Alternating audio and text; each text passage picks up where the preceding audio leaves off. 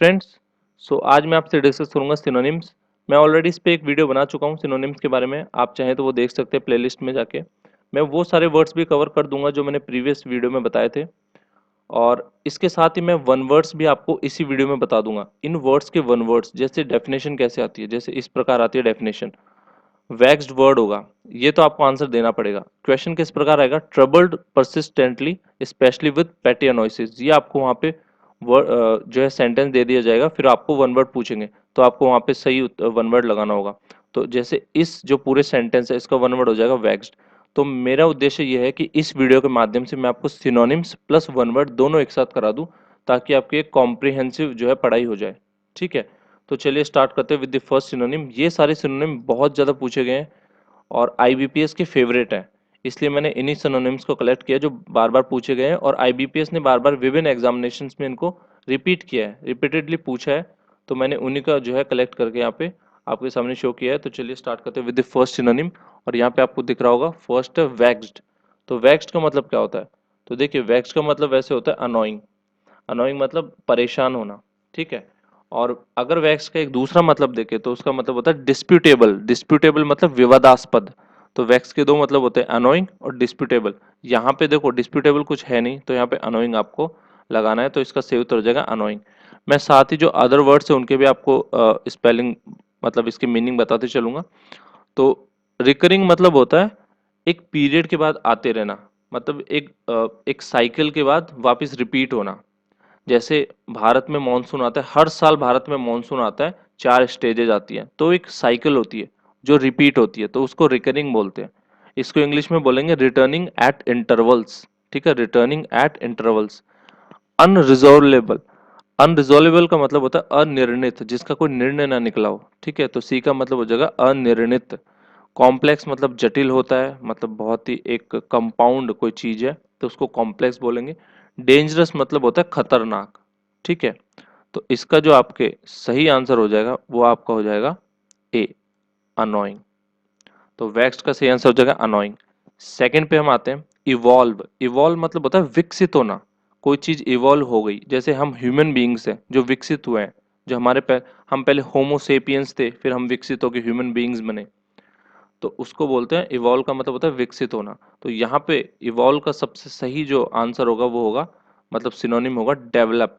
Develop मतलब भी होता है विकसित होना। ठीक है, डेवलपमेंट आपने सुना ही होगा वर्ड, विकास। ओके, सो यहाँ पे अदर वर्ड्स के मतलब मैं बता देता हूँ। इंट्रोड्यूस। इंट्रोड्यूस मतलब होता है शुरुआत करना या परिचय करवाना। ठीक है, दोनों मतलब होते हैं इसके, शुरुआत करना या परिचय करवाना। स्टार्ट मतलब होता है शुरू करना। अबेंडन मतलब होता है त्यागना। ठीक है, किसी चीज को त्याग देना, जैसे कोई देश त्याग दे या कोई सत्ता को त्याग दे, इस तरह वहां पे हम अबेंडन वर्ड का यूज करेंगे। एस्टैब्लिश। एस्टैब्लिश मतलब होता है स्थापित करना। ठीक है, तो ये हमने दो वर्ड्स कवर कर लिए हैं, साथ ही हमने इस इनके जितने भी अदर मीनिंग्स है, जो अदर वर्ड्स हैं उनके सारे मतलब भी यहाँ पे मैंने आपको बता दिए। चलिए थर्ड वर्ड पे चलते हैं, अनअबेटेड। ठीक है, तो अनअबेटेड मतलब क्या होता है, अनअबेटेड मतलब यहाँ पे जो सबसे सही इसका मतलब निकलेगा, सिनोनिम निकलेगा उसका, उसको हम बोलेंगे अनऑल्टर्ड। तो अनअबेटेड को हिंदी में क्या बोलते हैं, अनअबेटेड मतलब होता है असूक्ष्म, ज्यों का त्यों। मतलब उसी एनर्जी के साथ कोई बना रहे, उसी स्ट्रेंथ के साथ बना रहे, तो उसको अनअबेटेड बोलते हैं। ठीक है, और इसका एक अदर मीनिंग है अक्षय या अटूट। हिंदी में मतलब जो उसी तरह बना रहे। ठीक है, तो अक्षय अटूट भी बोलेंगे इसको। चलिए अदर वर्ड्स देख लेते हैं। अनसिंपैथेटिक। ठीक है, तो अनसिंपैथेटिक का मतलब होता है निष्ठुर या बेदर्द। निष्ठुर या बेदर्द। अनअल्टर्ड मैंने आपको बता ही दिया, अक्षय या अक्षुक्ष्ण। फिर आता है अनपैरेलल्ड। तो अनपैरेलल्ड का मतलब होता है अनुपम या अद्वितीय। अनमैच्ड, जिसकी तुलना नहीं करी जा सके, मतलब कोहिनूर हीरा है, वो अनपैरेलल्ड है इस दुनिया में, उसके जैसा कोई है ही नहीं, वो अनुपम है। ठीक है, अनमैच्ड है वो, तो इसका मतलब हो जाएगा अनमैच्ड, या हिंदी में बोलेंगे अनुपम। अनकॉम्प्रोमाइजिंग। अनकॉम्प्रोमाइजिंग का मतलब होता है हठीला, या जो समझौता ना करे। ठीक है, जो समझौता ना करे, तो उसको बोलेंगे अनयील्डिंग, जो यील्ड ना हो। यील्ड मतलब होता है झुकना, और जो ना झुकता हो उसको बोलते हैं अनयील्डिंग। ठीक है, जो झुकता ना हो। तो इसका मतलब आपको पता चल गया। अनकॉम्प्रोमाइजिंग मतलब अनयील्डिंग, या इसको हिंदी में बोलेंगे जो समझौता ना करने वाला हो, जो समझौता ना करता हो। अनएक्सपेक्टेड, अनएक्सपेक्टेड मतलब होता है अप्रत्याशित, जिसकी कल्पना नहीं करी हो हमने और वो चीज हो जाए तो उसको बोलते हैं अनएक्सपेक्टेड। और तो इसका जो थर्ड वाला जो आपके वर्ड है उसका सिनोनिम, उसका सही सिनोनिम हो जाएगा अनऑल्टर्ड। चलिए फोर्थ पे चलते हैं, हार्मनी। तो हार्मनी आपने सुना होगा, हिंदू और मुस्लिम भाइयों में हार्मनी होनी चाहिए। तो हार्मनी मतलब होता है यहाँ पे अकॉर्डेंस। अकॉर्डेंस मतलब क्या होती है, सामंजस्य होना चाहिए, समरसता होनी चाहिए, इसको बोलते हैं अकॉर्डेंस। ठीक है, तो यहाँ पे थर्ड में जो आपका सही हो जाएगा अनऑल्टर्ड, और इसमें हो जाएगा अकॉर्डेंस। अब साथ ही हम देख लेते हैं जो अदर वर्ड्स उनके मतलब क्या है। इनकॉन्ग्रुइटी, ठीक है, इनकॉन्ग्रुइटी मतलब होता है विषमता या विसंगति, या इसको इंग्लिश में बोलते हैं इनकंसिस्टेंसी। ठीक है, इनकंसिस्टेंसी बोलते हैं। अब हम आते हैं नेक्स्ट वर्ड पे, डिस्क्रिपेंसी। तो डिस्क्रिपेंसी मतलब होता है असंगति। ठीक है, रिपल्शन, रिपल्शन मतलब होता है आपके विरोध करना किसी चीज का। ठीक है, इम्पल्स, इम्पल्स मतलब होता है उत्तेजना। चलिए नेक्स्ट वर्ड पे चलते हैं,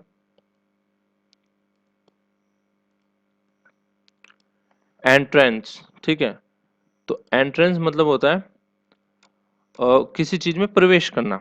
जैसे आपने सुना होगा एंट्रेंस एग्जामिनेशन, तो प्रवेश परीक्षा।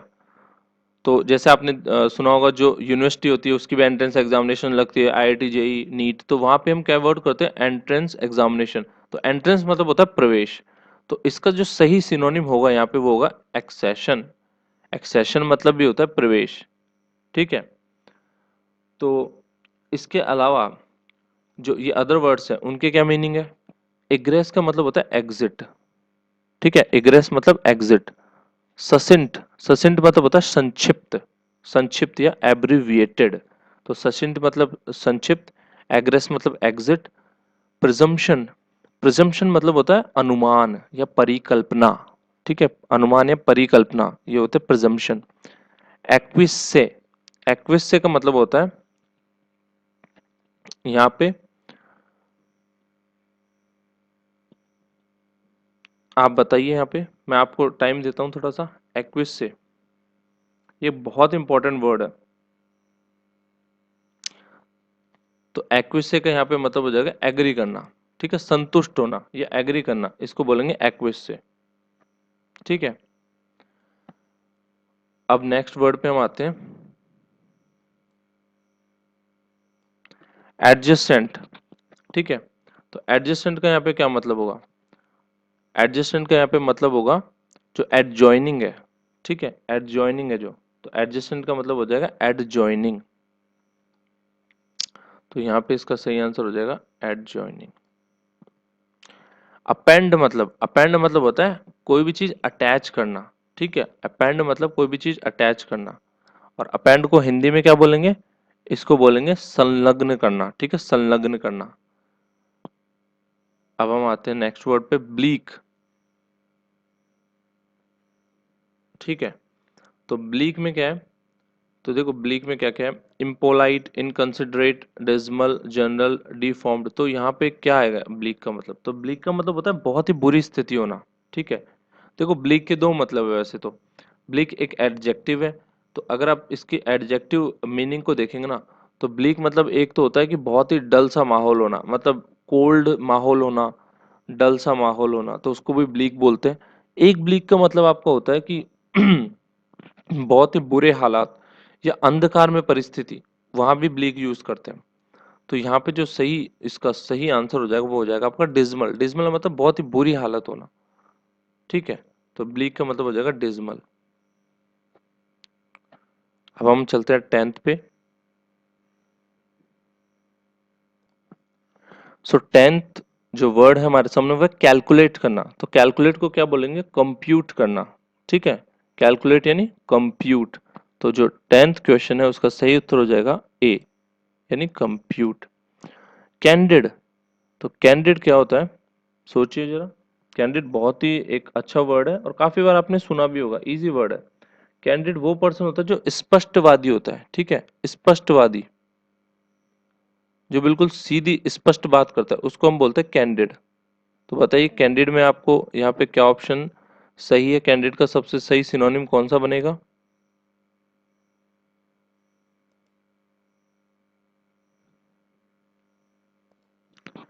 तो कैंडिड मतलब होता है गाइललेस, ठीक है।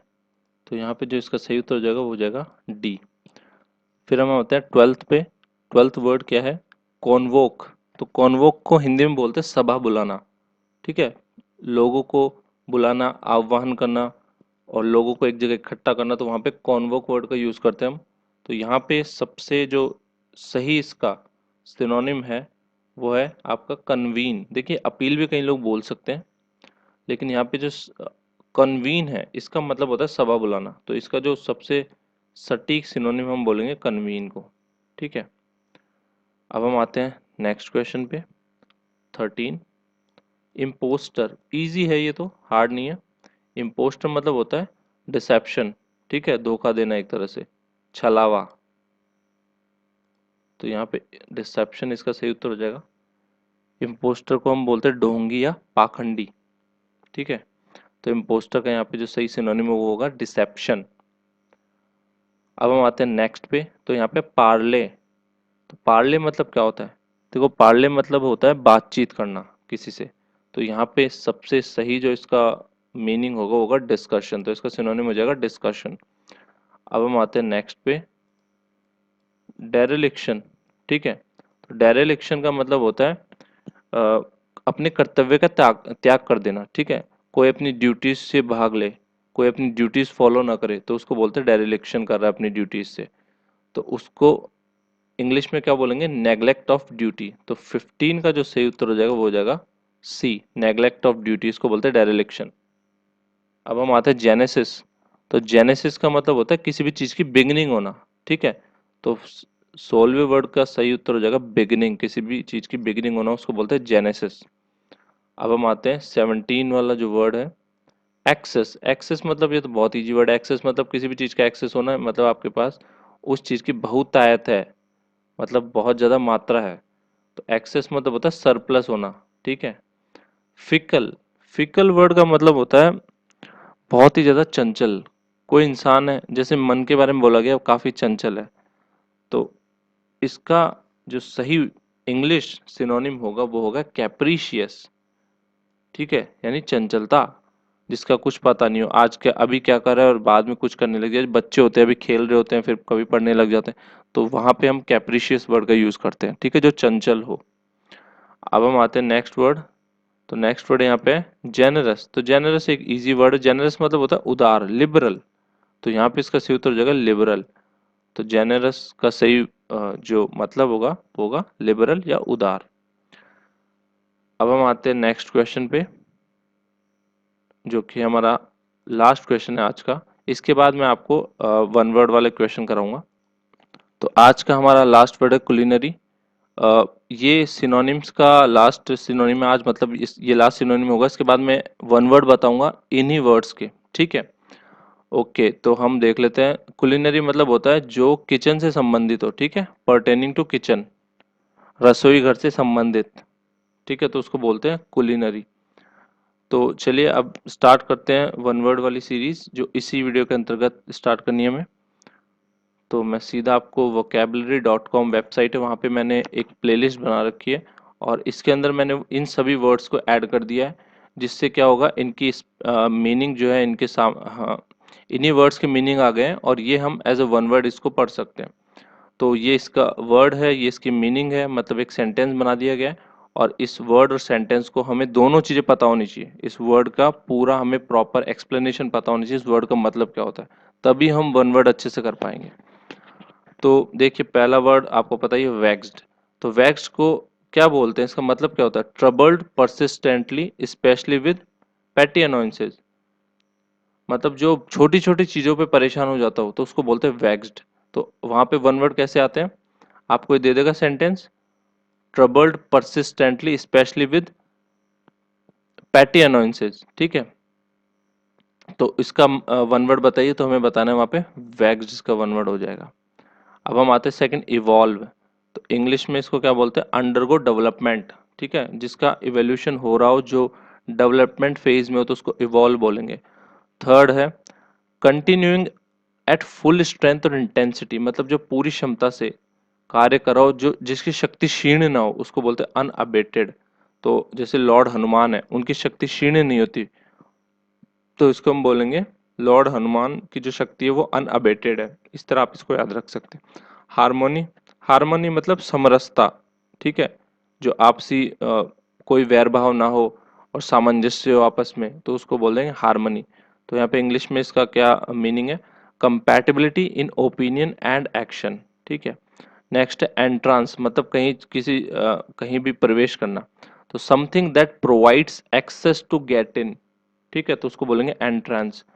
एक्विस से, तो एक्विस से का मतलब होता है एग्री टू और एक्सप्रेस एग्रीमेंट, ठीक है, किसी भी चीज से एग्री करना, तो उसको बोल देंगे एक्विस से।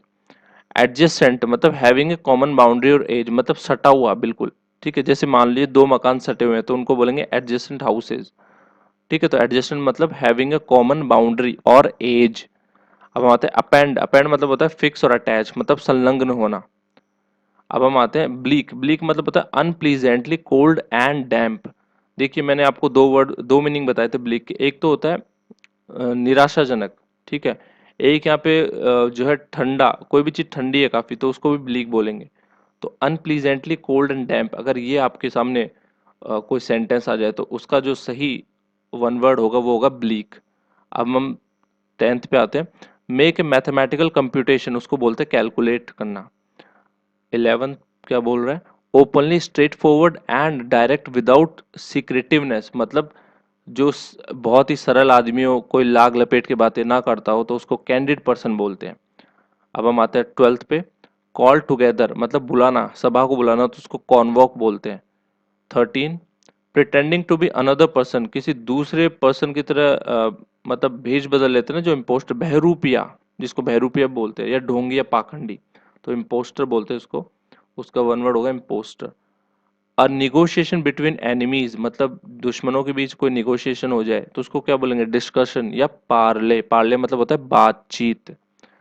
डेरिलिक्शन, विलफुल नेग्लिजेंस, ठीक है, डेरिलिक्शन होता है कर्तव्य का त्याग, मतलब कोई जानबूझ के अपने कर्तव्य से भागे तो उसको बोलेंगे डेरिलिक्शन यानी विलफुल नेग्लिजेंस। अब हम आता है अ कमिंग इनटू बीइंग, मतलब शुरुआत का जो समय है, उत्पत्ति का समय, उसको बोलेंगे जेनेसिस, जेनेसिस मतलब होता है उत्पत्ति। अब हम आते हैं 17 पे, the state of being more than full, मतलब आपके पास जितना चाहिए उससे ज्यादा आपके पास है, तो उसको क्या बोलेंगे, एक्सेस में कोई चीज आपके पास है। तो एक्सेस का दूसरा मतलब क्या होता है, एक्सेस का मतलब होता है सरप्लस।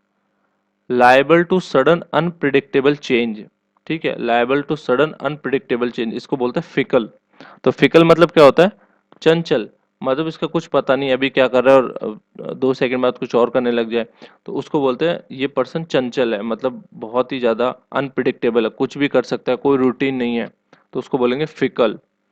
अब हम आते हैं 18 पे, willing to give and share, ठीक है, अनस्टिंटिंगली, उसको क्या बोलते हैं, मतलब एक आदमी जो देने के लिए तैयार रहता हो, मदद करने के लिए तैयार रहता है, उसको बोलते हैं जेनरस, उदार इंसान है वो, ठीक है, तो उसको बोलेंगे जेनरस। नेक्स्ट पे आते हैं कुलिनरी।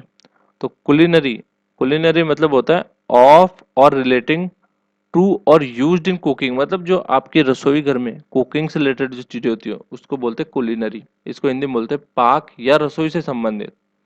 तो ये मैंने 20 क्वेश्चंस आपके सिनोनिम भी करा दिए और ये 21 वर्ड्स भी आपके इसी वीडियो के अंतर्गत कंप्लीट करा दिए।